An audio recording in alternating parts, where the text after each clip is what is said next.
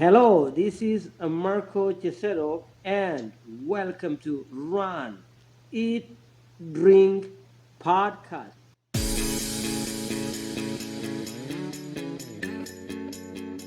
Welcome to the Run, Eat, Drink podcast. We feature destination races from across the country. And after the race, we take you on a tour of the best local food and beverage to celebrate.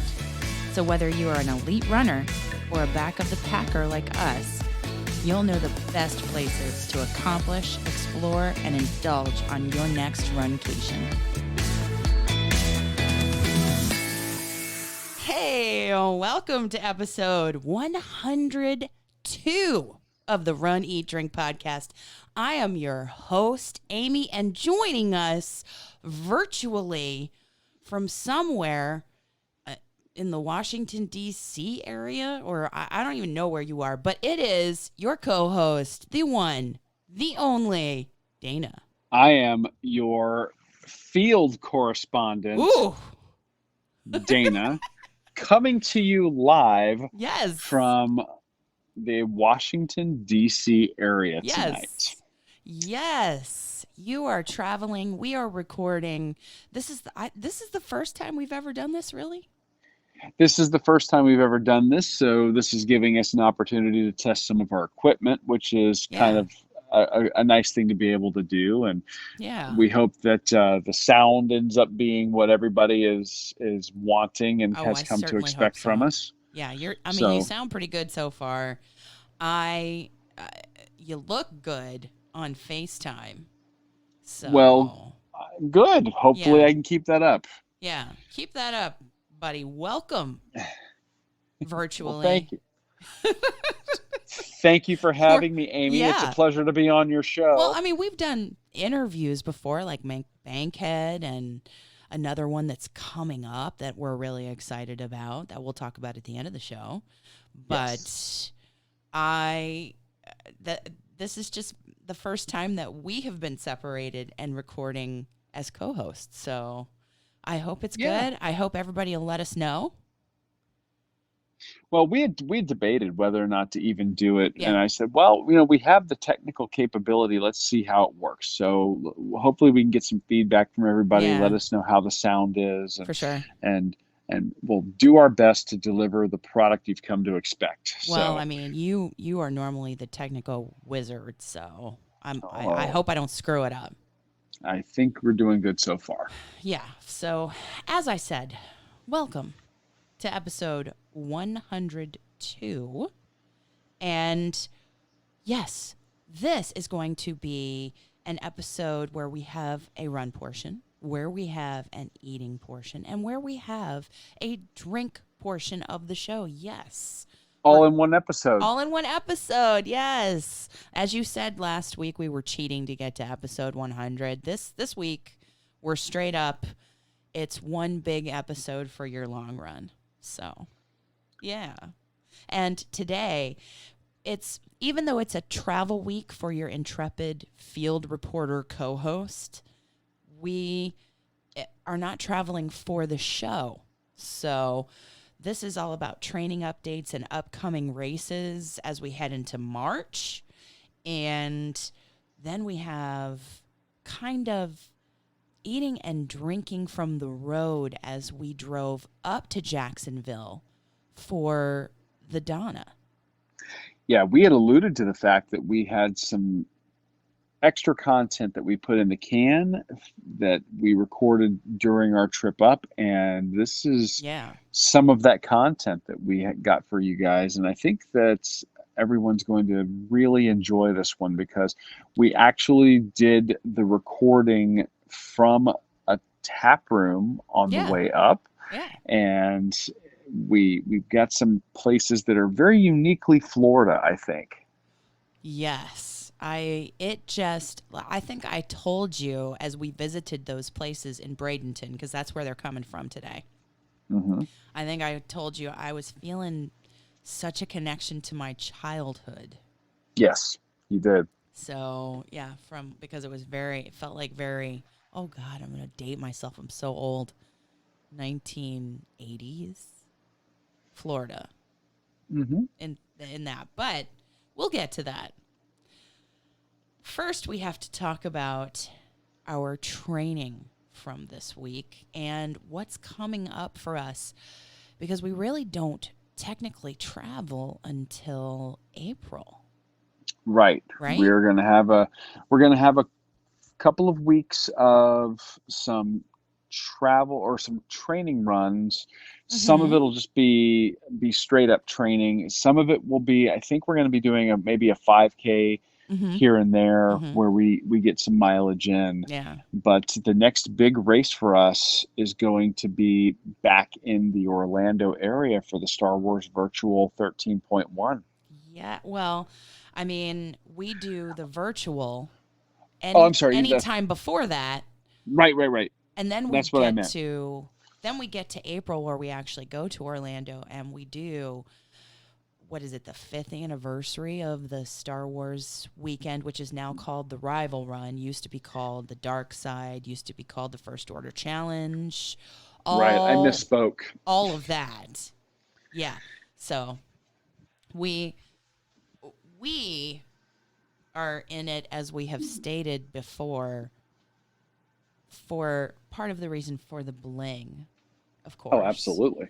And since this is the 5th year and they have some pretty amazing medals for the Star Wars races, they also have a great one for the virtual.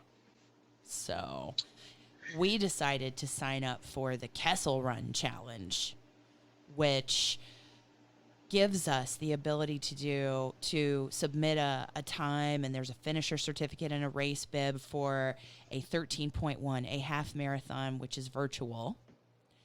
And I think it takes the place of the California races that would have been a part of the Kessel Run Challenge that we've done in the past. Yep. Yeah, and I'm sad that we don't have those California races anymore.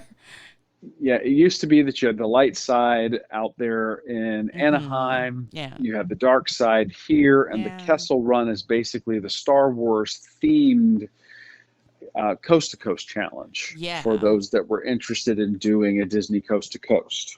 So they kept that whole idea alive of the Kessel Run Challenge, and it's just doing your 13.1 on a course of your choosing somewhere between now and the end of March, or actually I think anytime between January, February, March. And then when you get to April and you run the half marathon or the challenge there, then, which is the 10K and the half, then you get all the bling. So we're in it for all the bling. The only thing that we didn't get a chance to sign up for before it was sold out was the 5K for Star Wars weekend in April. So right. Yeah. And this actually is part of the masterful marketing that Disney is doing. As most people know, Disney recently launched their pay streaming service, Disney Plus. Love it.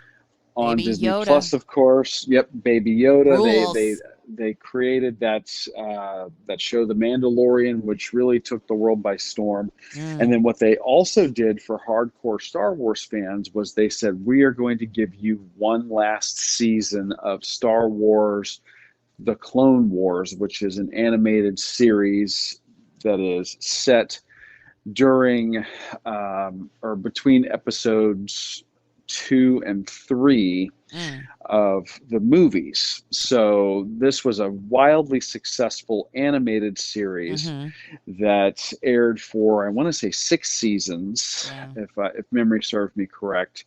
And they're just giving us a final 7th season to put a bow on everything, and that's going to be a Disney Plus exclusive. Well, that was great news for Star Wars fans, but what they did with these medals this year is they are all themed off of Star Wars, The Clone Wars. So the look of the medals emulates these animated characters. And the 5K that we didn't get to sign up for, that's the Ahsoka Tano metal. I'm so sorry. Looks fantastic. If you got a chance to sign up for it, we're really jealous. I think So Anna runs on coffee that follows us on Instagram. She is signed up with her family and they're going to dress up and all that. Oh oh, my that's great. God. I cannot wait to meet up with her and see their costumes. Yeah, this is going to be an excellent race event for people that like costuming. Mm-hmm. And Yeah. anybody who's done any of the Disney races in the past knows that this is a great event also for on-course character Oh, stops, yeah. If you're fast as enough. if you're fast enough, Yeah. as well as they do invite in local chapters of the 501st Legion, which is a cosplay group that is dedicated to doing usually hospital visits and other charitable events, Yeah. and the members have these movie accurate costumes, and Disney even allows them onto the race course at specific areas, and you can even stop and take photos with these guys, and their costumes are phenomenal. I remember them more from the California races, actually. They have a much larger contingent out there in California, Yeah. but the ones in Orlando are actually, if you remember when you come into the back of Hollywood Studios, there's usually a big Oh. bunch, and it's usually stormtroopers and Mandalorians that show up there, Oh, you know and that's going to be then big this year. oh, it's going to be huge. I mean, So so you have a lot of opportunities for both the Disney sponsored yeah. uh, character character photos as well as getting photos with these other fans who are out there donating their time, cheering on runners, That's being super great. cool and super supportive. Yes. There's really not a lot bad to say about it. No. They've over the last few years they really ironed out most of the problems that they had with this race. I remember the Yeah. first year of the dark side, they had some logistical issues as well as Mm-hmm.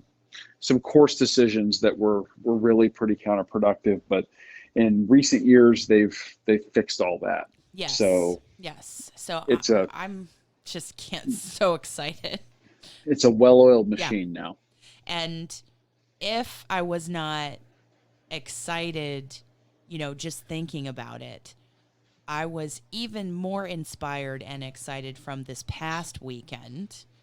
I had serious FOMO all over social media and the coffee chats, of course, You and me both. because and I appreciated the meme about the race photos that you posted on our Yes. page. It was on our Facebook. It was so funny, but the Princess Half Marathon Weekend, the Fairy Tale Challenge, that was all this past weekend. And I was so inspired by so many pictures, so many stories on social media. And that's why at the top of this episode, you heard Marco Cicchetto. Yeah, Marco Cicchetto, who we got to know at the Anchorage Run Fest this year, Yeah. who we've had on the show, and who is a world record holder for double amputee in the marathon. Yes. And his post, actually, I was kind of slack-jawed reading his post Yeah. about the race because he fell Uh, yeah. He said he not once fell but twice. twice. Yeah, Yeah. twice. And his posts were very inspiring. It is not about how many times you fall. It's how many times you get back up. It's just a literal example that he has set. And nothing is more fun than getting on social media and going to his Facebook page. Hmm. And I think he posted him too on Instagram. And he's Marathon Marco, I think, everywhere. But Yes. he hit the way he crossed the finish line and the dance photos that he posted of Yep. himself crossing the finish line at Princess at the half were just fantastic. They Yeah. absolutely were. So great. Absolutely. So great. And And for a runner like Marco who's running with prosthesis, I'm really kind of amazed because I know that Disney Princess is one of the busiest races, the most crowded races that Uh-huh. they host at Disney World. Yes. I believe that it's second only to Marathon Marathon Weekend. Weekend Yeah. itself. Yeah. So knowing that you have such a potential for, on-course collision or having to make sudden course corrections to either Right. weave around people or Right. dodge them, Uh-huh. I think it takes a lot of skill and determination and nerve to run it in the first place. A, in the first place, B, with prosthetics, Right. and the fact that he didn't let falling. I think he said at mile 6 and mile 13. Is that right? I believe Really? so, if Oh, memory serves okay. me right. I didn't remember seeing that. Okay. That he just picked himself up and kept going. Yeah. It's just pretty incredible. So Yeah. hats off to our friend of the show, Marco Cisetto, for We love that. That him. was awesome. Congratulations on your half marathon and on your race photos at the finish. Yeah, That was and awesome. and we had several people from the Runcation Nation, completing Oh, yeah. their first challenge, their Mm-hmm. first half marathon. I know Yeah. Lisa Barnes was Yes. completing her first half marathon ever. Yes. Um, and Caroline from the Extra Mile podcast group, Caroline Williams Heller from the yes, Extra Mile podcast group. She was there. Jen Kim. Jennifer Kim. Yeah. Yep. Yeah. I saw actually she's the only one that I saw with a photo I saw the photo with the challenge medal. And what a Yeah. cool medal that Oh, was this year. It yeah. was a triple spinner. Yeah, that was super cool to have the 6.2, the 13.1, and the 19.3. Did I do the math right? Yes. I think You or just said or, it. or you're Yes. close enough for government work. Whatever. Yeah. So the distances, the three separate distances in the spinner. That I Hmm. just thought that was so cool. And this is part of what we talk about. We're very honest when we say if you're looking at doing a Disney race, Mm, understand it is going to be more expensive yes. than many other races. Indeed. You are paying for the experience. Absolutely. But the caveat to that is that they tend to really do the bling right. The bling and the experience Well, yeah, the and experience was given, but I meant the bling just itself. That yeah. triple spinner is cool. Yeah, they just I love it. I love the Yeah. stuff we had at Wine and Dine where they had the little pie, the Americana pie spinner for the Yes. half with Mickey, with like Colonial Mickey and all that. Hmm. I just yeah, they've they've been pretty great with the medals this race season Hmm. between November and now coming up on Star Wars, the virtual medal and all the race medals for the actual weekend. I can't wait to earn them. I need to do the training to be ready. Well, let's talk about that a little bit. Yeah. I know that I've got some news regarding training. If you want me to Yes. start, Let's hear it. well, I think I talked about it a little bit when we were back at the Publix A1A half marathon that I was running that half marathon in a new pair of Hoka Yeah. shoes. Yeah. And that was my first time running a full race in those Mhm. shoes. And Yes. I've been a Brooks runner for the better part of a decade. And they seemed to feel okay on short runs. Feel pretty okay on short runs. Yeah. Well, I've been running on them now since that race, and they are just not cooperating with my feet. Mm. I've had a lot of really bad blistering, and You it's been said, on both long and short runs as a result. oh no. And this is regardless of what type of sock. So I often use Xperia's which are a Thorlo product. Again, not a sponsor of the show, but Right. this is just a popular sock that's got a very well padded heel and a well padded toe It, box area I right by the wear ball of that the foot. too. I wear that too for blister And I prevention. and I also like the features FEETURES Mm-hmm. brand sock as well. I have those. Those are more of a compression Compression. sock, but Yeah. they're short. They're footy socks. Yeah. And regardless of whether I go of which type of sock I wear, and regardless of whether or not I use a heel lock Mm-hmm. on lacing, Mm-hmm. I'm having really bad blistering. And after Doubling up on socks, I think you did at one I, point. I even did that at one point, and Donna really drove the point home that Yeah. that Yeah. I was having an issue with these shoes. Yeah. And over the past week, I've been doing a lot of shorter 5K runs, Yeah. and just I finally said enough's enough. And the other day, I popped into our local store, run shop Yes. in Cape Coral, run by our friend Rachel Rachel Lee, Lee. and I was just hoping beyond hope that they would have some of my size in Brooks and stock in the addictions. Well, as it turns out, they not only had some in stock, Yeah. they had the brand new Addiction 14s in stock, Nice. and they had them in my size. So Ah, without hesitating, I said, I will take a pair. And like just I give it got up. Do it. those. Yeah. So I have just purchased literally yesterday, as of we're recording this episode on Mm-hmm. Monday night. Mm-hmm. I purchased them yesterday. I got about a 2 miler in yesterday, Yeah. just to kind of break them in a little bit, Yeah. and I can tell you that the difference is already night and day. Really. Already. Well, Yeah. even with So the generation going from the Brooks 13 series to the 14, you're feeling good. I And they feel didn't good. make They that much of a change actually they made a substantial change to the upper on the shoe. because I don't have that generation.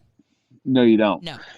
They are a very different look. They're much sleeker in their overall appearance. There's less texture to the stitching, but Mm-hmm. Oh, yeah.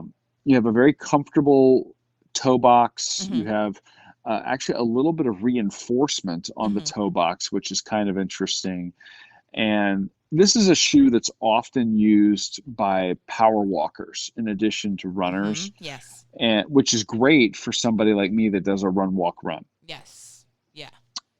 And I think that they've been taking some cues from people doing either interval work or taking some cues from both walkers and runners to Maybe. incorporate them into the shoe. Maybe. So it just with the first couple of miles on, I can already feel a difference. I'm going to actually be running in the morning, getting a quick Yeah. 3 miler in. But mainly right now, because we're basically in between half marathons, Yeah. I am doing mostly speed work. Yeah. And I'll probably just for my next long run that's going to be over 3 miles, I'll probably go ahead and do my 13.1 for the virtual. Ooh. Okay. In the neighborhood, huh? Probably so, unless you find another race for us to do. I was just planning on probably knocking that out. Yeah, I would have to say, well, probably because of work schedules and things like that. Yeah, and also I'm looking at it in terms of wanting to take advantage of the good weather while we're having it here in Florida. So true. Or I should say there in Florida, because I'm not in Florida tonight. Yes. Yeah. So So how about you? yeah, what can I say? I have Brooks, and let me just tell you, related to your shoe discussion, that I was so panicked about really, I don't like change at all. I don't like change at all. But I got brand new Brooks in the Series 13. And then I went so far as to say, okay, you've just given me these brand new shoes. Turn around, and I don't care about shipping times, whatever the issues or the relocation of their shipping division or whatever their housing warehouse division, whatever they're doing. Order Yes. me another pair, and I don't care how long it takes to get here now that I have shoes that I can train in and run in, because I need a backup pair. So I have the current 13s that I'm Series 13 Brooks Addictions that I'm wearing. And I have another pair that I have not yet put any miles on. Yeah. Well, you've got a pair of shoes that are tried and tested and aren't going to surprise you, which is nice. I was almost, before you came home and said, yeah, the 14s are there for you. So they're probably there in the women's, and I could probably order the size, or maybe if luck has it, she might have mine as well. I probably should have gone today and done that. But, you know, if I can get as many pairs of Brooks as possible, that's just a solid shoe that I've had such success with. And I can't, I mean, they're not sponsors of the show either, but like you talked about the socks, but I have been taking it easy since Donna, and just doing 30 minutes twice a week. And then on the weekends, Jeff, my coach and America's coach, Jeff Galloway, my e-coaching plan with him has been to do on the weekends 3 miles on back-to-back days. So 3 miles on Saturday, 3 miles on Sunday, or Sunday, Monday, depending on whatever work schedule I have going on. Mm-hmm. And that's just easy. He said I didn't even have to do intervals if I didn't want to, just kind of walking that distance to kind of recover from Donna, because we had email exchange about just the way that I was feeling at the end of Donna. And he just pointedly came right back on the email after I gave him the race report and said, so let's talk about nutrition during the race, Miss Amy. I mean, he didn't say that, but I always feel like when I'm in trouble, people call me Miss Amy, you know, like Miss Amy, you know, like, oh, Well, all right, I'm in trouble. So I felt like I was hearing that in my head, because his question was, let's talk about your nutrition and how often you took nutrition during the race. And I can tell you, none of my own nutrition, none. It was a terrible plan. yeah. Not a plan. And we had talked about that during the run portion of last week when we were doing the 3 Yeah. episodes. The relying on course support, especially when it's basically a 13-mile street party, maybe not the best route to go, especially if you're looking at trying to Nutrition, really go for time. especially because hydration they had nailed Oh on yeah. that course, but it's the nutrition portion that I think he was focused on in our exchange, and I just totally missed the mark. Totally. Well, I learned something today that actually may fit in very nicely to what happened with us. Oh yeah. On this. Yeah, I was watching a movie we heard about on another podcast that we listened to called Science and Sorcery, called The Game Changers, and Yes.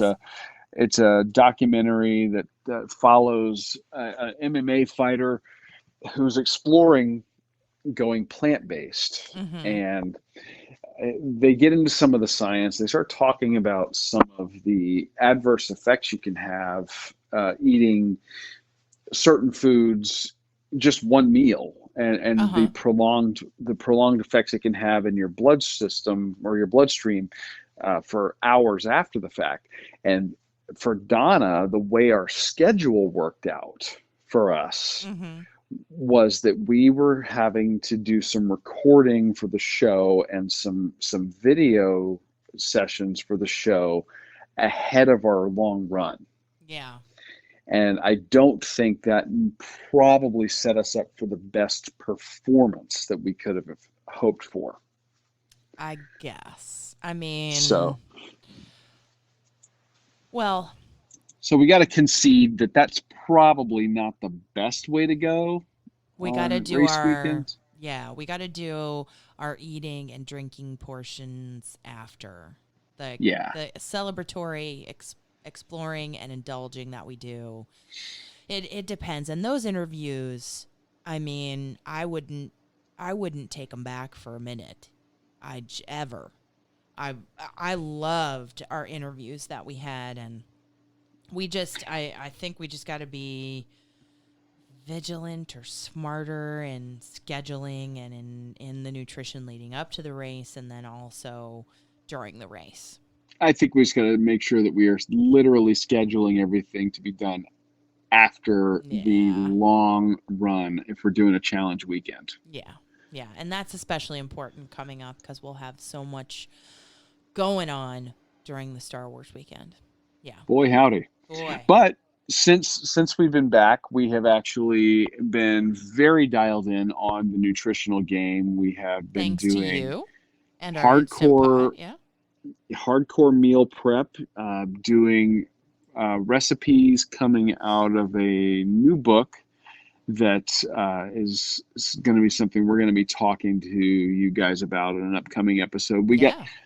tremendous feedback from everybody when we started talking about our story Yeah. and what we were doing. Yeah. And we are going to be talking about a book that has turned into a great resource for us Yeah. for nutrition, and we got a chance to talk to the authors of that book, and we'll For have sure. more on that later on. Yeah. So that's, and I think that my first real test will be this next weekend coming will be a long run, the first long one since Donna. So I'll practice good nutrition there and make sure I get good rest the night before and that I get good fuel and good hydration day before and going in That's a good idea. and during, you know? So that's my little training update and yours. And Yes. now we get to talk about our eats and the drinking portion of the show that have to do with our kind of trek, our road trip up to Donna. Yeah, the drive up through Florida affords us some opportunities to stop in several towns that we don't often get to go to that are north of where we live down in the Cape Coral, Fort Myers area. And we've been meaning to go to for quite some time.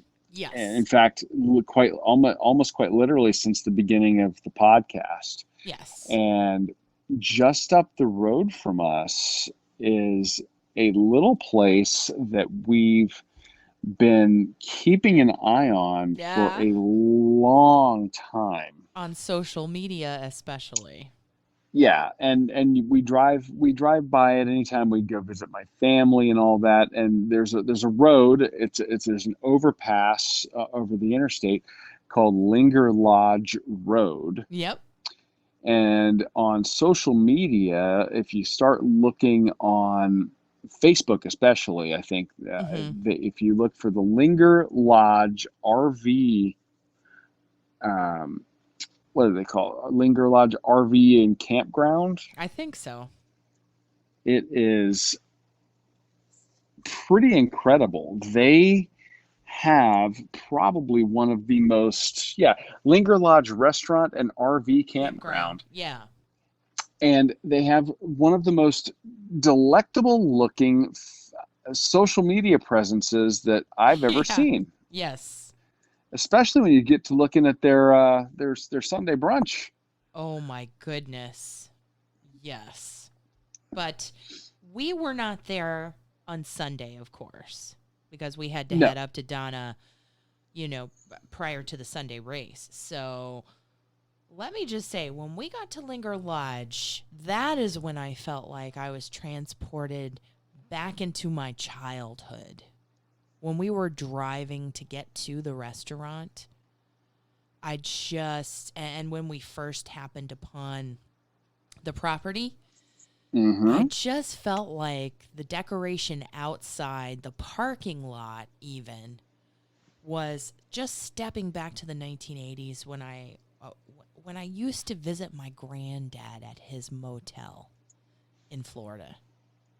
Just the architecture, and I don't even know what you call that type of architecture, but when we came into the restaurant, you could immediately smell, if we're talking about atmosphere, you could immediately smell the barbecue. Well, that's because their smoking pit or their smoker was Right out front. Yeah. Front and center. Oh, and it smelled incredible. And then they have an indoor seating area, and then they have a porch as well as a bar. And they have a porch, and we elected to sit out on the porch, the screened-in porch kind of seating area overlooking the water. Yes. And it was a tremendous view. It was beautiful at the time of day when we visited. And it was incredibly windy, actually, as I recall. But it was a very windy day. Yeah. The back porch is screened in. They've got like white and green gingham tablecloths. Plastic tablecloths, and you're looking out over palm trees and palmettos and pines, and it's very picturesque. And when you if you look at their social media feed, you'll see these pictures there where they take with the river in the background. If you sit outside, that's your view. It's just gorgeous, so peaceful. But when you go in the restaurant itself, the funny thing about that place is they've got a whole lot of taxidermy. Oh my goodness, yes. All over, and it's all Florida animals. So you got gator. Of course gators and snakes and raccoons and possums and you name it, coyotes, the whole 9 yards. But everything about this place, it's like you talked about the 80s. I'm looking through the photos, but I don't see it. But I want to say that this place was opened in the 50s. Oh, yeah. Yeah. I think if you go to their website, I think they opened in the Linger Lodge dates back to 1945, although the original structure may have been burned down or rebuilt and that kind of thing if you read their story on lingerlodge.com. Yeah. So I don't know. I just feel like you're transported back in time. This is just one of those really cool places, a little bit off the beaten path. Yeah. But it's a little bit of old Florida, a little bit of old roadside Americana. That these places are kind of disappearing, and they are still making just absolutely killer food. They are. It's true. And all we did was dine off of the appetizer area of the menu. We weren't there for their Sunday brunch, so we could not partake of the Bloody Mary that is a meal in and of itself if you see it on social media. Well, they do a new Bloody Mary, I think, each week, and they'll kind of theme them. I don't know. But if you've seen some places doing crazy Bloody Marys that have, everything but the kitchen sink hanging off the glass, that's kind of what you can expect from Linger Lodge. Yeah, for sure. So we dined off of the appetizer portion of the menu, and we split a couple.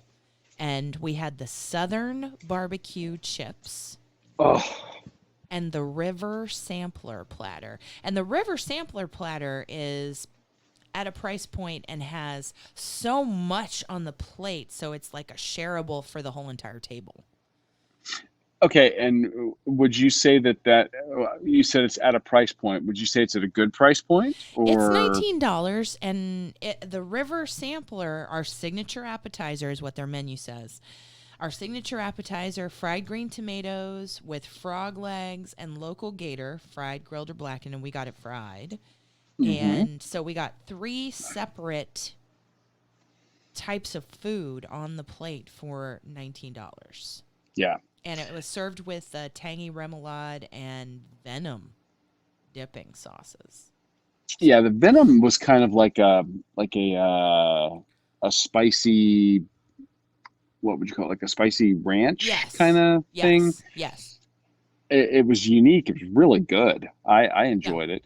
But did you think it was a good value for $19? Well, I mean, you have to be a fan of frog legs and gator, and that could be some exotic choices for some people who have never had it. Oh, absolutely. You know, I think frog legs taste a whole lot like chicken, and I know that that's cliche. No, I think it's absolutely true. I think, and I'm kind of reading your body language over FaceTime here. It's a whole lot of work for a whole little bit of meat that tastes like chicken. Yeah. Yeah. So you think the $19 price point is high? No, actually, I will agree with you. I think that you have to be ready to go on a little bit of a culinary adventure Yes. to order this plate. But I personally think that if you're traveling to Florida, you want to get the full Florida experience, Mm-hmm. this is actually a really good dish to get. Yeah. And I'll tell you why I think it is. Yeah. I agree with you that frog legs are kind of they're a lot of work for a little bit of meat. Yes. But I've had more gator tail than I could shake a stick at As a over Florida the course native. of my life. As a a Florida Florida native. Yes. And anytime you have anybody come down from out of state and you go to a restaurant where they're offering it, a lot of times, you'll order it as, yeah, let's get it, we'll split it. Well, there are a lot of places in Florida that serve gator. There are not a lot of places in Florida that serve it well. And Linger Lodge is one of the few places that I've found in 45 years on this planet Oh, you're aging. You're dating yourself. where they actually know how to treat the meat before frying it. Ah. And you don't end up with something that is too tough to be really enjoyable. Yeah. And also has, a really good flavor. Their gator tail was fantastic. And truthfully, their frog legs were very well prepared. Sure. You're just not a huge fan of frog legs, and I don't blame you. Well, I used to get them all the time with my grandfather as a child. Mm-hmm. And I just maybe it is a lot of work. Maybe it's akin to, you got to work like you do with chicken wings. But except with a chicken wing, you get more meat. Yeah. So chicken wings is a better value proposition. Yeah. But let me tell you, I think the star of the whole river sampler platter was the fried green tomatoes. Couldn't agree more. Because they weren't overly thick and they weren't overly watery, I mean, that's because they weren't overly thick. They were nice and thin slices. They were well breaded. And I want to say it was a combination of flour and cornmeal that adhered to the tomato really well.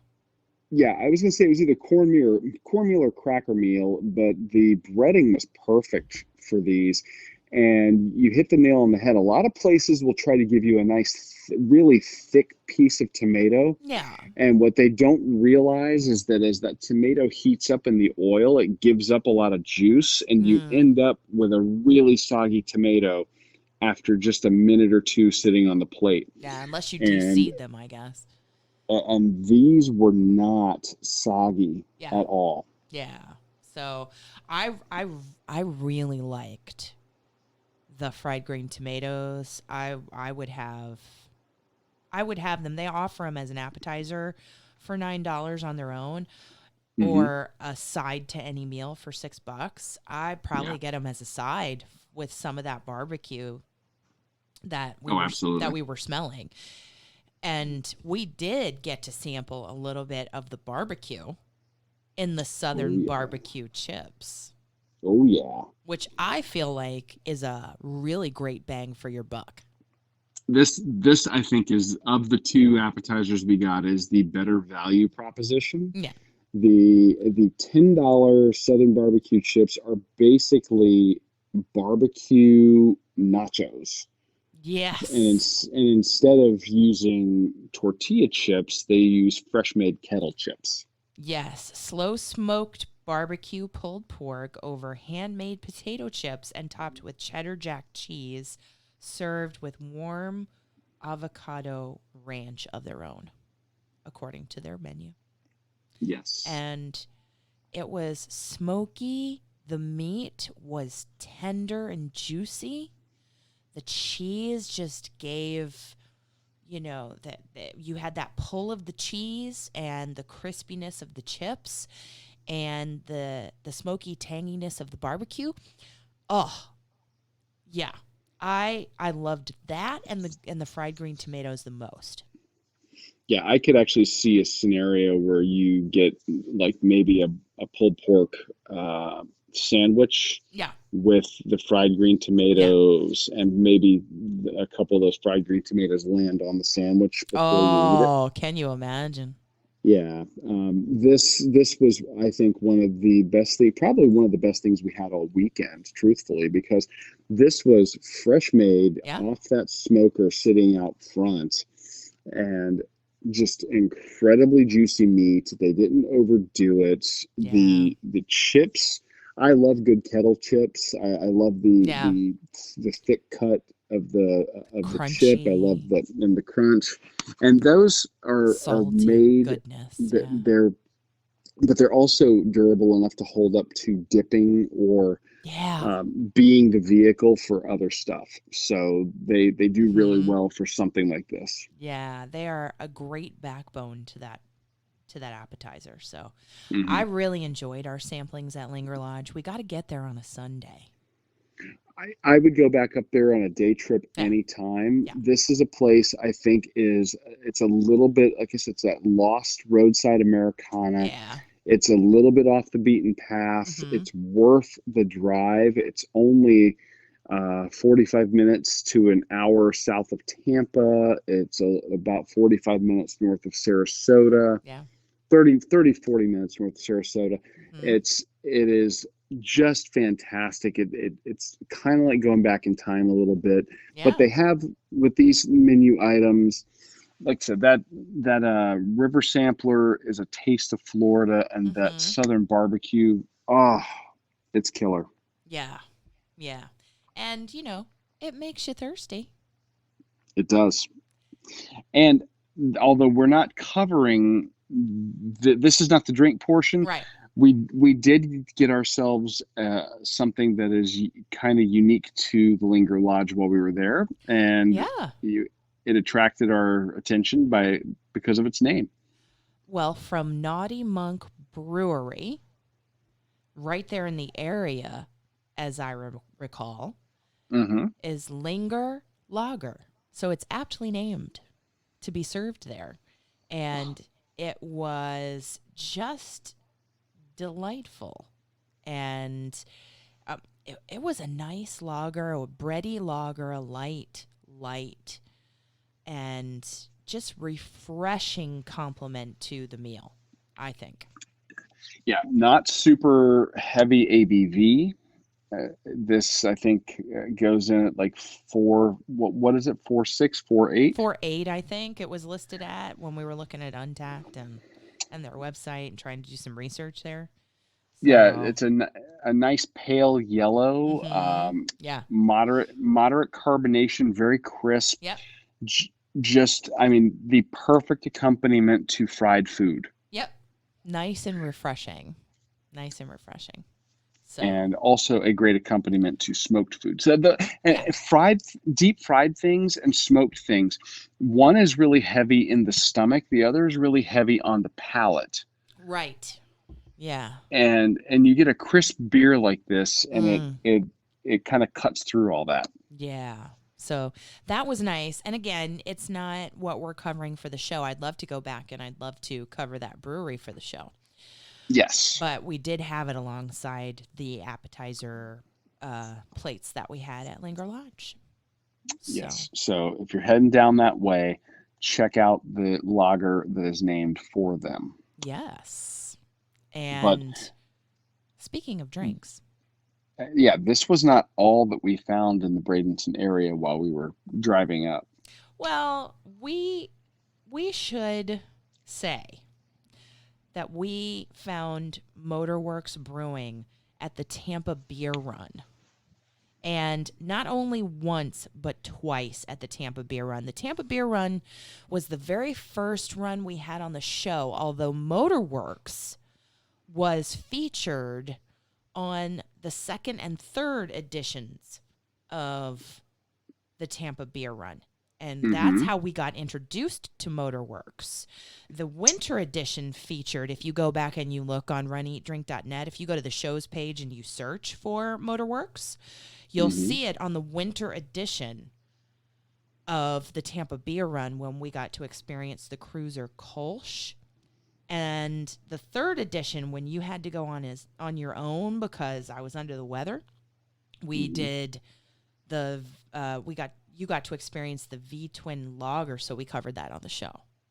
Yes. So we And had every to time go. every time we've had their beers there, we've just been really impressed with the quality, the flavor, and we said, we got to check these guys out and see what Yeah. they're all about. So this was a great opportunity for us to do just that. So we decided to pop in Yes. to their tap room / brewery in Oh, their Bradenton. space. Their space is gorgeous. And the first It's thing you huge. notice, well, you see the building. It's this brick building, and it doesn't look that big. And But then that's you walk deceiving. in, Yeah. and it's like the TARDIS from Doctor Who that just opens up, and it's enormous. It is. And they have just a huge outdoor space. Well, And yeah. their outdoor space has like seating on the grass, and then they have a deck, and they're seating up on the deck. Mm-hmm. And they've got a stage for musical acts. Yes. They have an entire dedicated area outside to cornhole. Mm-hmm. They have a little patio, that wraparound patio that goes out towards the front of the building that's Mm-hmm. kind of away from everything else. Yeah. And they have a movie projector outside that projects movies onto the wall of the building, onto a screen. And they have a space inside. Their bar is super long. Yes. Their tap room has seating inside. And they have a place where musical acts and movies can be shown inside as well. And they have some really cool movie seating right by the Yes. movie screen as well. And they do like a hosted movie night there Yeah. where you can come and watch a movie. They have a partnership with a local restaurant. And we're going to get Oh, talk about that in a minute. yes. And then you can watch movies and have their beers and have food. And it's just a really neat place. And everything is kind of based on muscle cars is their inspiration for their naming conventions and their decor, and it's just a really neat place. Oh, yes. And the partnership that you mentioned, that is Rocco's Pizza and Pasta Grill. They'll deliver, like your server at the tap room or your bartender will take your order and put it in, and they deliver right to you wherever you are at Motorworks, indoor, outdoor, whatever. And they also have food trucks as well. But let me just tell you, this Rocco's Pizza and Pasta Grill, I mean, we had the chicken parm sandwich. We split it. for $11.25, and I think it came with fries. It did come with fries. Not that it even needed the fries, because the sandwich was huge, and the chicken was nice and tender with crunchy breading, and the tomato sauce, the marinara, and the cheese. Oh, it was just delightful. Yeah, this really did taste like they made a chicken parmigiana entree, Mm-hmm. and then they took all the care that they would make that with, and Mm-hmm. they just took the chicken, the sauce, the cheese, and then put that on a bun. Yeah. It wasn't like they didn't cut a corner. They didn't go, oh, this is just the sandwich version. Mm-hmm. You know, they really made a killer sandwich. And Yeah. our server, the bartender who was there, she was telling us that, you know, this is a place that she absolutely would recommend and will go, and loves that place. And I believe that she said she worked there. She worked there, and she's having them cater her wedding. Yes. She loves it so much. So that was I thought that spoke was a bonus. very well. That was Yes. a big bonus there. And of course, because it's, you know, Motorworks Brewing, we had to have flights. Yes. We had to have flights. And not only did we have flights, since we were heading up to Donna, we had all of our recording equipment with us. We basically pulled out the recording equipment and we recorded ourselves going through the flights. And that's what we've got for you guys this week. So, without further ado, here is our hot take on our gigantic flights at Motorworks Brewing. Hey, it's Amy from the Run Eat Drink podcast at runeatdrink.net. We are here at Motorworks Brewing in Bradenton, Florida, and if that sounds familiar, we had Motorworks Brewing at the Tampa Beer Run. The first race we did for the podcast then. And that is your co-host Dana that you hear. We both got flights. What better way to learn about the beers that a brewery offers than to get a tasting sample? And their flights would come in, you could have a 1 4-ounce pour, you could have 4, you could have all the way up to, what did our server Monica say?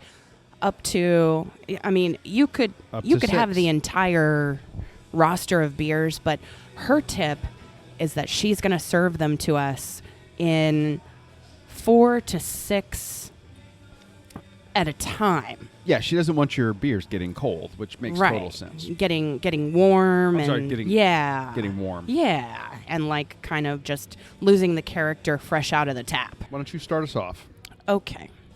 The first one in my flight of 6, yes, I maxed out. That one is called the Roll Cage. And that is, I want to know where that name came from, personally. Well, the motif here is all automotive. I mean, they've got a big block Do you think that's like a race car thing? It's a roll cage in a race car. It's exactly what it is.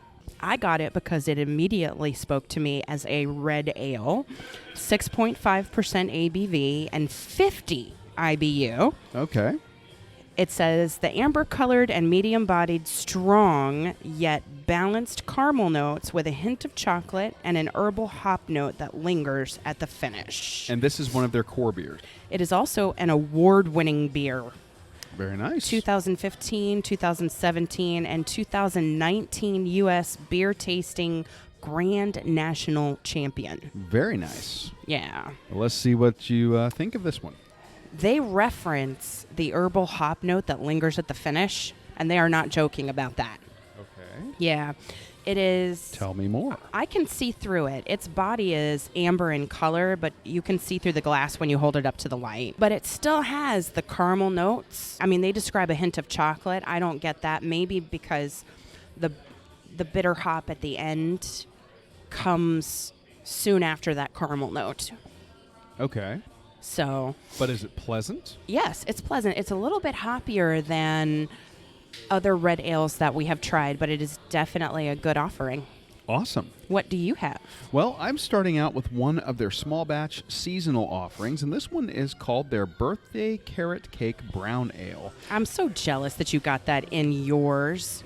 Well, there's a reason In I your started flight. writing almost immediately. We got our cards, and we're like, we're not going to overlap, and I started writing immediately because I am a sucker for carrot cake. Go ahead. And the description on this is that it's an imperial brown ale, clocking it at 8.5 ABV. 25 pounds of shredded carrots, pecans, marshmallows, cinnamon, toasted coconut, and fresh vanilla beans give this brew a wonderfully sweet, smooth, and nutty flavor profile with a subtle spice.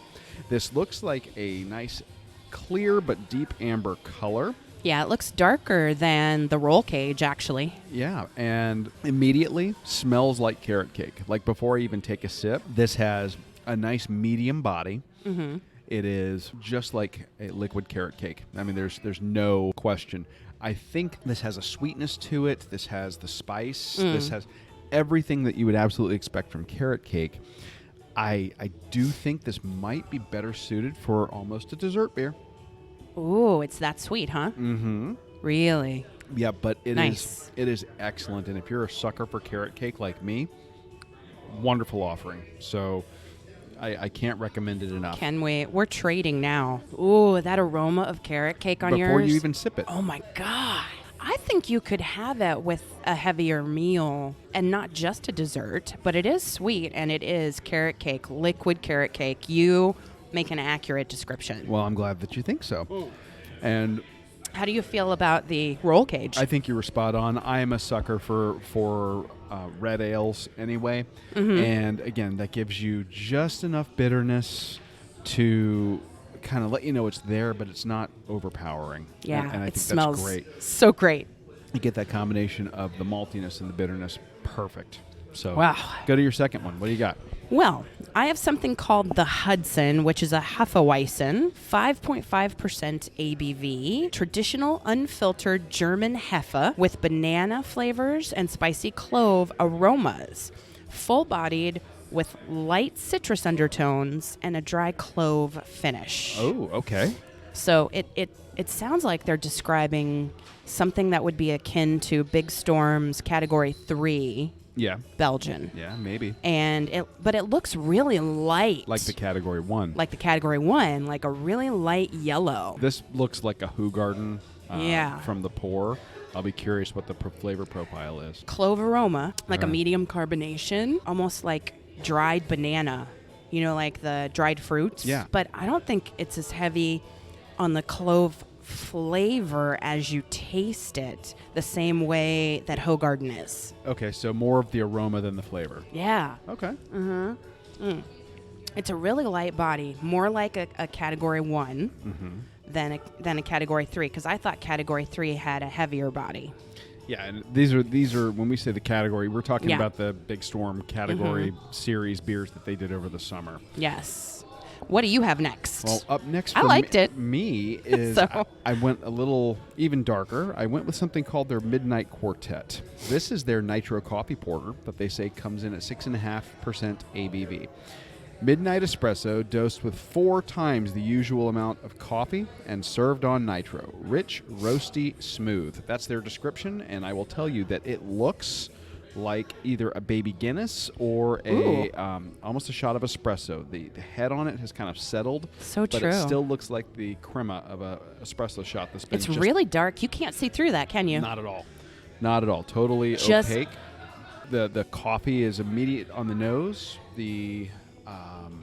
Like I said, the head has reduced, but it hasn't completely dissipated, and it looks like the crema on a fresh pulled shot of espresso. That is smooth because of the nitro. The nitro gives it an effervescence that's very different than CO2, so you get just a creaminess and a nice heavier mouthfeel. So I would call this a heavy-bodied porter. So you couldn't have several pints in a row. No, I don't think so. I typically, if I'm doing a porter or a heavy-bodied stout like this, I would probably save that for end of the meal. So I've had a couple of heavier options here. Yeah. But this has a smoothness and a sweetness. Or it's kind of good that they'll let you have just a 4-ounce pour of that. Yeah, here. And it's perfect for flights. Yeah. Perfect. And I did my flight is half dark, half light. Oh, so such coffee. It's immediate. Aroma. Isn't it? It is like a shot of espresso. But there's a little sugar in it, or a little sweetness to it that you're not expecting. But it's really slight. Yes. The slight sweetness. That is, oh my God.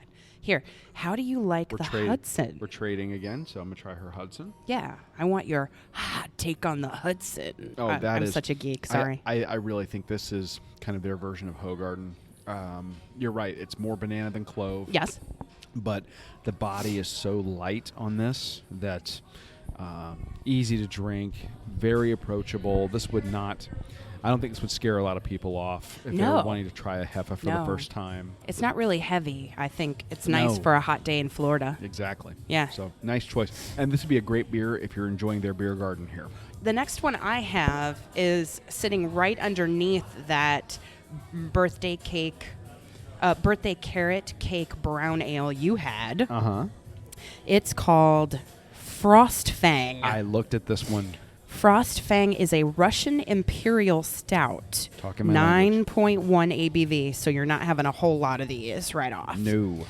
Roasted coffee and toasted marshmallow aromas, laden with vanilla, cocoa, and a slight whiskey character, complemented by a dry, oaky, and black malt finish. This sounds so interesting to me. I cannot wait to hear your take on this, or to trade and taste it.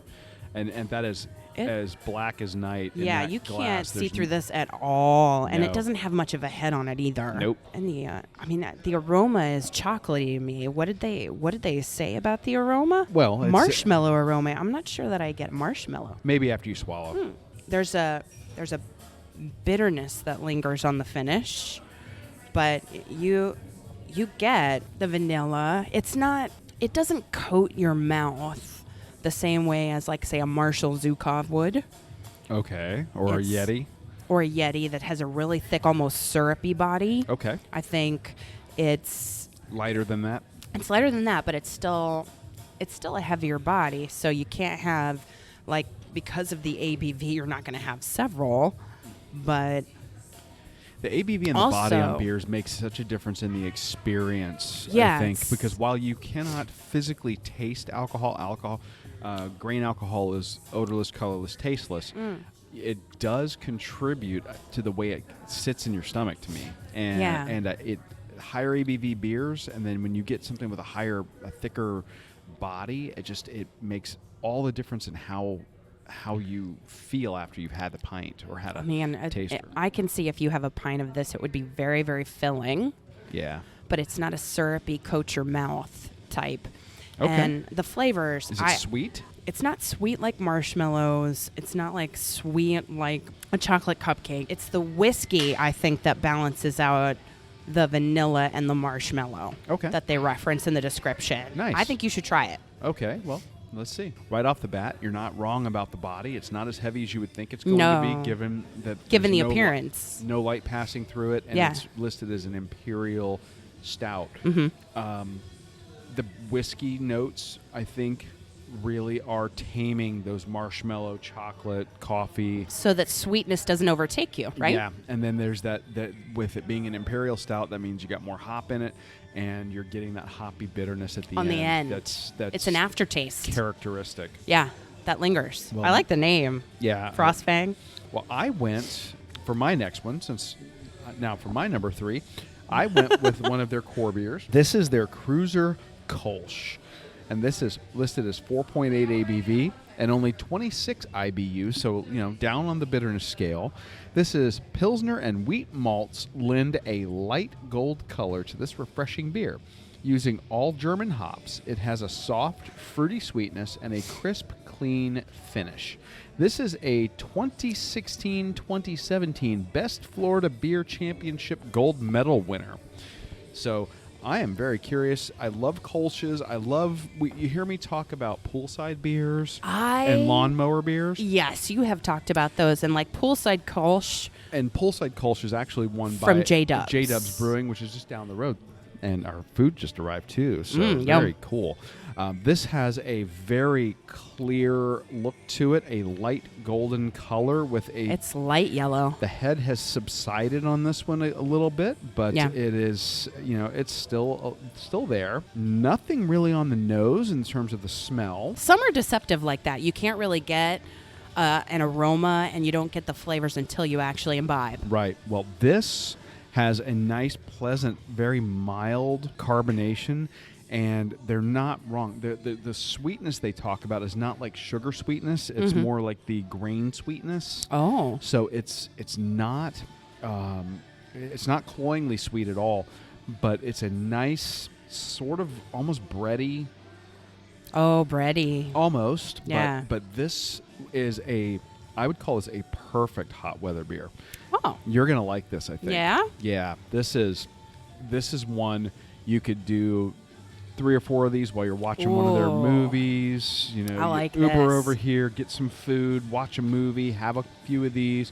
This is really nice. It's really, it's so light and crisp and refreshing. And when you talk, a brewery like this here in Florida, Oh my gosh. where our summertime temperatures are in the high 90s with high humidity all the time. Feels like 101. Yeah, feels like temperatures in the 3 digits most of the summer here. Mm-hmm. That's a great option.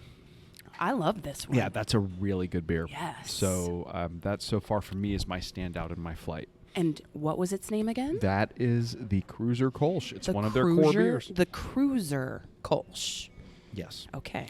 So what's up next for you? Number 4. 1, 2, 3. We're on number 4. I just got this one because I like the name, which is Pulp Friction. I see what they did there. Pulp Friction. A grapefruit IPA. Yes, you heard it. I chose an IPA in the flight. 6.3 ABV. I did not read this part. 85 Woo. IBU. Oh, Lordy. Here we go. High on the bitterness. Well, I don't know. I guess that's relative, right? No. Okay. Well, Yeah, anyway. it's relative to the 100, which is the maximum. So enjoy that. Okay. Well, you're going to have some too. So, Maybe. golden orange, huge, freshly squeezed grapefruit aroma and juicy citrus flavor, supported by pale malt. 2017 Best Florida Beer Championship Gold. Huh. Okay. Well, the color is very nice. It's a deeper gold than what we got with the Kolsch. Oh, dude. Just a minute ago. I'm telling you, there's a hoppy aroma. Just She's smell making it. When she's you- making a face just from the when I aroma. hand it to you, smell it before you drink it. Okay. Okay? Because it smells pretty hoppy. Okay. Okay. And the color, I would say it's not a lighter yellow. I would say it's a medium medium gold. golden. Yeah. Medium golden. It's very pretty. It's a good looking beer. Oh, there's a Oh. smile here. Dana. Not what I expected from the smell. It's very unexpected from the smell. I Do get tell. grapefruit through and through. It's like you sat, you know how some people have a half a grapefruit Yeah. for breakfast? My dad did every day. It is exactly like that. The aroma is deceptive. Okay. Yeah. And it's super light in body. And just something I'm noticing as you're drinking it, the lacing on the side of the glass, Yeah. it's got a nice hold on the glass. It's very, again, just looks like a well-crafted beer. This is awesome. Okay. Yeah, and I can't, Good find. I think that Greg Gebhard from Nice Guys Pizza would be very proud of us and happy that we have expanded our palates to include citrus IPAs. Greg's a good friend of ours. He's one of the proprietors of Nice Guys, and he's been trying to get us on the IPA bandwagon for the better part of 6 years. So Yep.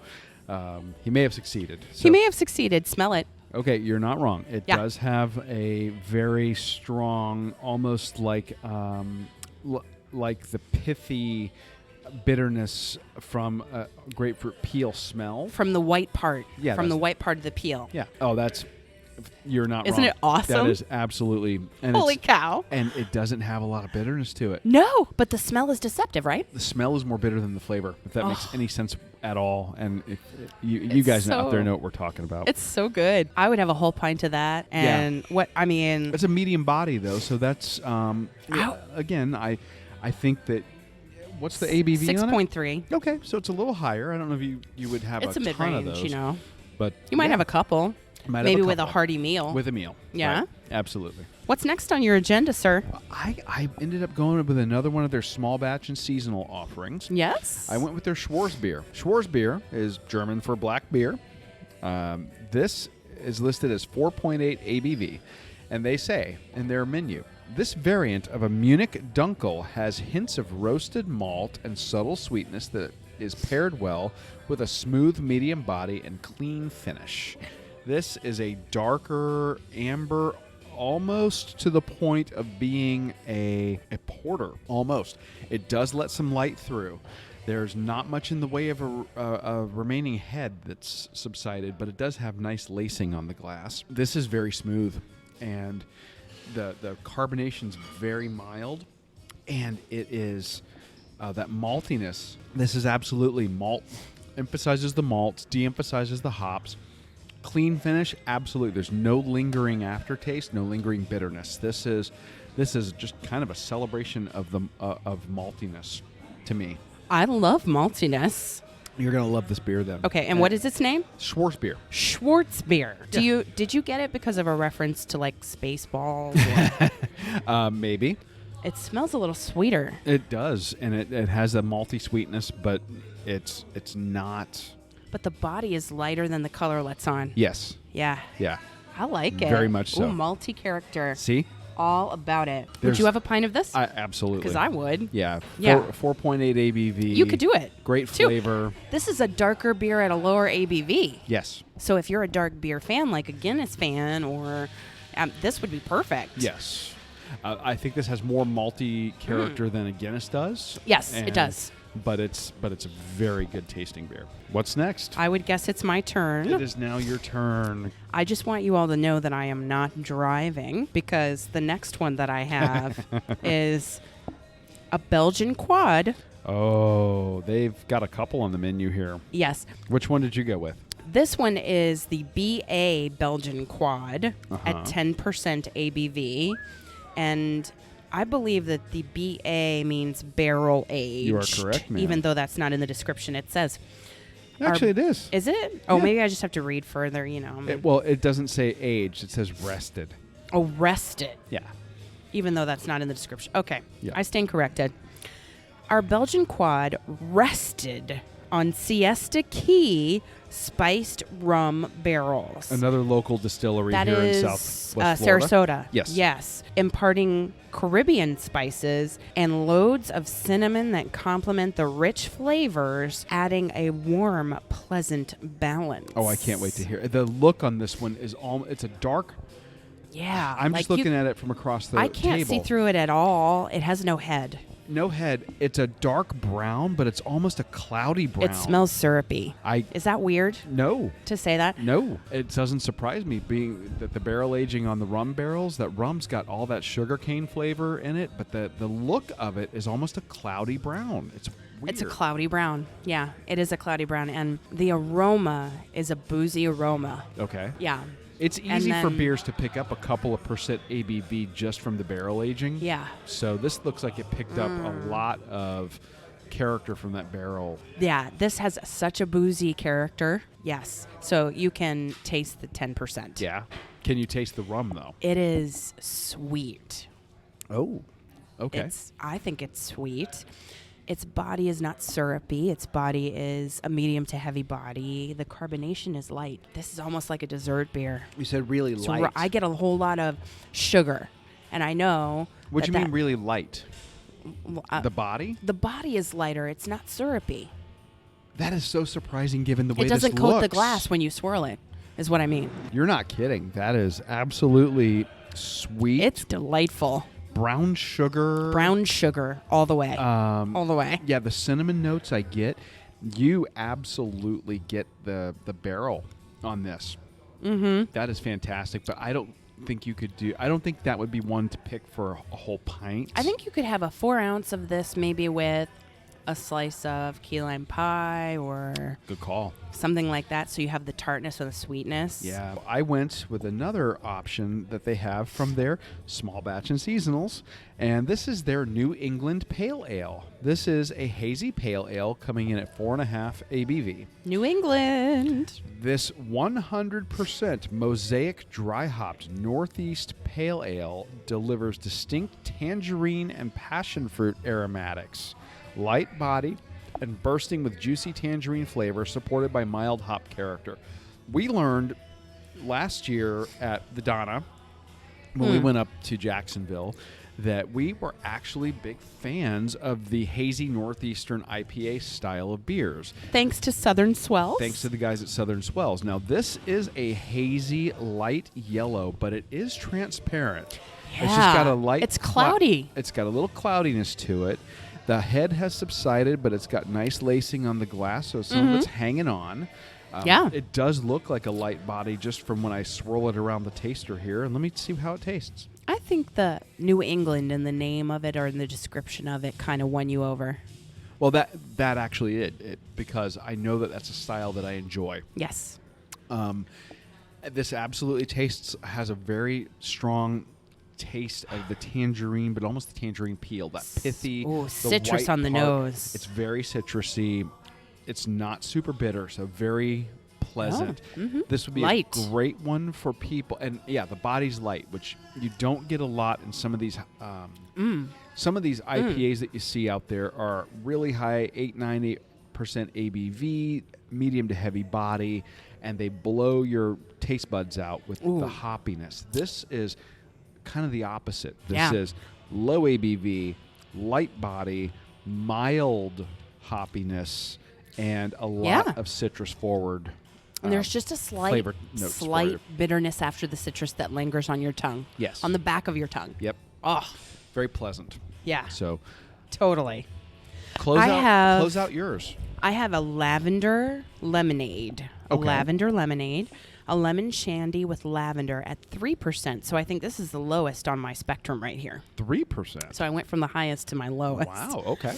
It is almost clear in looking at it's A very pale yellow. Yeah, but it's a very super, pale. Yeah, there's no cloudiness whatsoever. Yeah. Now, No head. we dosed our Island Thyme Lemon Shandy with French lavender for a refreshingly herbal twist on this light citrusy shandy that's perfect for summertime. The body indicates that it's perfect for summertime. I get some of the lavender on the nose. Okay. I'm very curious. And lemon in the body. This looks super, super Lemon in the light. body. Not really overly carbonated. Sometimes that's needed, though, especially for, again, hot weather beers. That lower carbonation makes them more It's drinkable. a medium. Yeah, it's like it's not in your face with the carbonation, so it doesn't lace the glass so much. A little bit as you swirl it. Super light and easy drinking. Uh-huh. The lavender notes are really evident, but so is the lemon. Is it kind of up front, or is it after you swallow? It's up front and there's no aftertaste, really. So it's very clean. Yeah. Oh, you're not kidding. The Yeah. lemon and the lavender are right there. Mm-hmm. That is so crisp and refreshing. Yeah. This, again, poolside, Yep. lawnmower. Or with some great seafood. With great... Yeah, Great Florida seafood. Yeah, this would be great. Seafood or chicken, actually. Oh, yeah. Yeah, this would be good for sure. chicken. Yeah. So good. So Nice good. pick, Aim. Well, I saved my last beer also was a lavender beer. Nice. These guys here at Motorworks are doing some kind of creative stuff. Yeah. But I went with their Scotch ale. And this is called their Lavender Ale. It's a Scottish ale with lavender, and it clocks in at 6% ABV. Oh, a little higher. Good, twice as high. This is, as it says here, brewed with Golden Promise malt, grown in Scotland, and French lavender. This ale's floral, slightly fruity flavors are balanced by its sweet, biscuity malt backbone.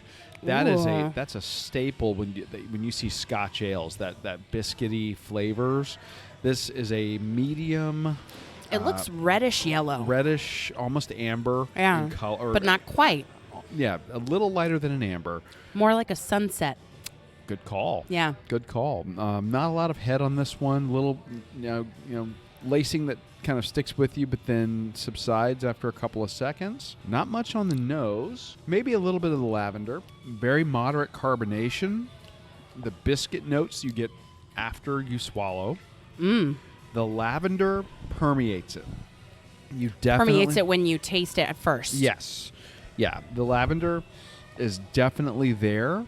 This is probably one of the lighter bodied Scotch ales that I've ever had. Oh. And very nice drinking. This you could do a pint of without any problem, assuming you like lavender. And you gotta like lavender, yeah. For the last lavender. two we've had, for the last two that have been like the lavender lemonade that I had, you gotta like lavender. Yeah. So tell me what you think on that one. Yeah, you gotta like lavender for this. This is a lighter body than you would expect for a Scotch ale. Yeah. And when I think Scotch, I think super red in the color, but this is like a combination of red and yellow like you see at a sunset.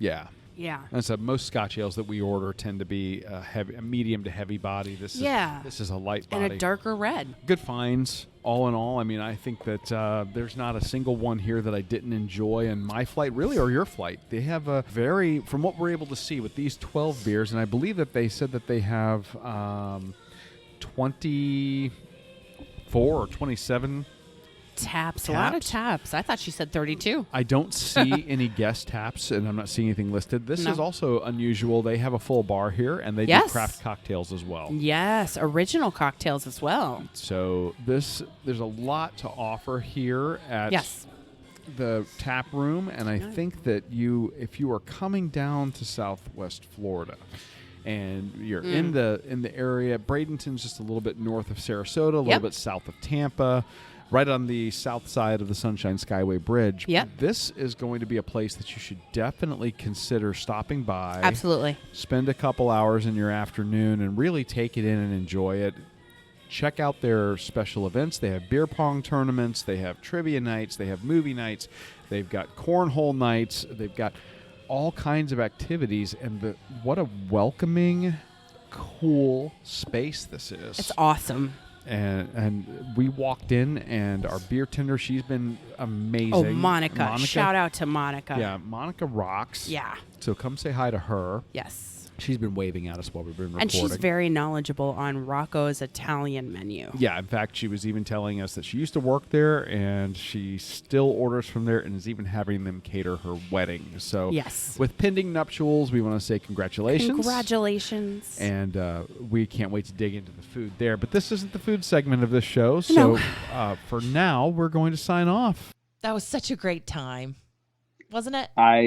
I'm looking forward to going back, doing a day trip up, and just kind of making a day of it when they've got musical acts or something going on in that outdoor space. Oh, I can't wait. I just think we got to find a race there.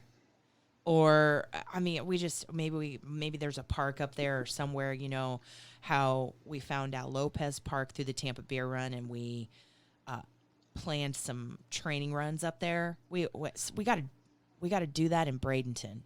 Or I will, even if we can't be there for the race because we can't get in, if anybody's going to be running the Skyway 10K coming up, yes, I think that you'd be crazy not to, if you find yourself on the south side of the Sunshine Skyway Bridge, you're crazy not to head on down to Motorworks and make that your post-race or post-run meetup spot. Celebratory place. Get some lunch and celebrate. What an awesome place. It is. It is. I can't wait to go back. So that does it for this week. It's hard to believe. We made it. We made it, and the technology appears to be holding up. So I think it's a little bit of an oversized episode. But hopefully everybody thinks that it's oversized but well worth it. So I think it's because we were able to have an oversized flight at Motorworks, you know. Yes. The larger flights that we got to sample, more of their brews there. So, yeah. Well, we hope that you guys enjoy it. Let us know what you think of that format. We'd like to get an idea from you all. Yeah. This will probably be a great episode for a longer run. And Absolutely. I think that next week we're going to have something similar because we have some very special content coming up. I'm so excited. And I think you are, I'm fangirling. You're a little bit awestruck as well. Yeah. I can't wait to share next week's episode. It is an interview episode. And yeah, we don't often do interviews. I mean, we try to get a few in here and there, but we try to find the right ones, and we think that we've done a good job in the past, but we really were able to get some people that we are huge fans of on the show. You all have had a great response, and we've had some great feedback from the episode we did back in January, talking about our story and how we got into running and how we got into finding our way to being 70 pounds down and living a healthier lifestyle to get more out of life and to live longer and enjoy life with each other. And part of that is the way we eat and how we came to that was supported by Ray Cronice. Ray, as Penn Jillette would call him, Cronice, and Juliana Hever from the Science and Saucery podcast, but we are big fans of them from their book that was recently released in December called The Health Span Solution: How and What to Eat to Add Life to Your Years, 100 Easy Whole Food Recipes. Yeah, this is the second book that they've collaborated on. When we started going plant-based a couple of years ago, their first book that they did, which was The Idiot's Guide to Plant-Based Nutrition, was very informative for us making choices that were going to help us get everything that we need nutritionally. And now their work that they've been doing has led them to this book, and we've been cooking recipes out of it. Well, we got to sit down with them for about an hour and a half and have just a great conversation about their research, things that they have discovered, the conclusions they've come to, the book itself, and just seeing these two people with incredibly diverse backgrounds. I mean, she started as a theater major and then ended up majoring and getting her master's degree in nutrition and is a registered dietitian. And Ray started as a NASA scientist in the 80s and then founded Zero G, which was the company that let people take rides in the Vomit Comet. Which you have always wanted to get on. World. Yes. I have.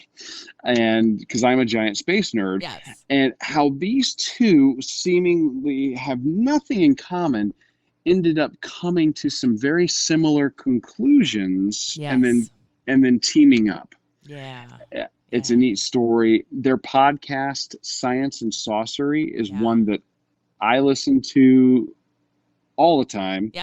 And I just finished their most recent episode right before we interviewed them. And I'm looking forward to that. Was one where they were talking about men's sexual health. And then right before that, they interviewed Penn Jillette. And so they've got a fantastic show, and we're going to have them on next, I believe next week. I think it is next week, but we'll have that episode edited together and out. So excited about that. But so stay tuned for that. Stay tuned. And I mean, for now, the thing you can do, we welcome your feedback about this episode and its audio quality and the interview straight from the brewery, but it would really be ever so helpful if you headed on over to Apple Podcasts to leave us a rating and review. Search for the show, leave us a rating, leave us a review, leave us both. If you've been inspired by our show, we can't tell you enough how that helps us get discovered and how it helps to grow our Runcation Nation. That Yeah, the Apple's algorithms, they want recent reviews. So if you could do that for us, it means the world to us. It helps other people find us. Yeah. And that is so important when there's so many podcasts out there. And if you want to share a race or a place to eat or drink that you've been to or in your hometown, you can leave us a 1-minute message with your name, where you're from, and what you want to share. And you can attach that as a voice memo to an email, or you can write it in an email and send it to info@runeatdrink.net. That's info@runeatdrink.net. Or you could call at 941-677-2733. That's 941-677-2733, and leave us a voicemail.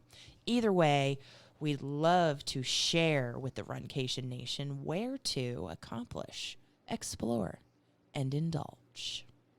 And next week, I will be back in the Run, Eat, Drink podcast studios, recording from behind the microphone, as opposed to being your humble in the field correspondent this week. But hopefully the audio is going to hold up and it sounds good. So Amy, I will see you when I get back, and everybody else, I will talk to you guys next week. But for now, he's Dana, and I'm Amy. Have a great week.